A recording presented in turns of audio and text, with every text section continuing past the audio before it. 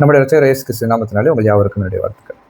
அன்பானவர்களே, நம்முடைய வாழ்க்கையில் தேவன் சில பிரச்சனைகளை எவ்வளோதான் ஜெபம் பண்ணாலும் எடுத்து போடுறதே இல்லை. ஏன்? வேதத்தில் ஒரு சம்பவம், அது எழுதப்பட்ட அந்த காரியத்தை நான் படித்தேன். இஸ்ரவேல் ஜனங்களுக்கு முன்பாக செங்கடல் இருக்குது.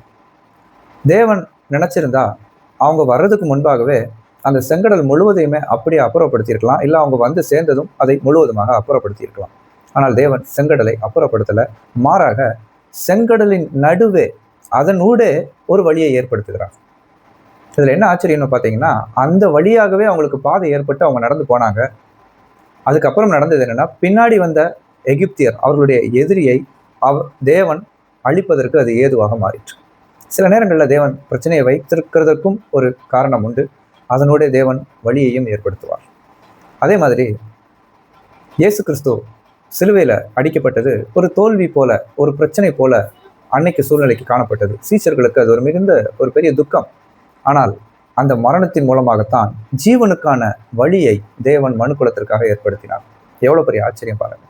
அந்த மரணத்தின் மூலமாக மரணத்திற்கு அதிகாரியான பிசாசை தேவன் ஜெயித்தார். எவ்வளோ பெரிய ஆச்சரியம் பாருங்க!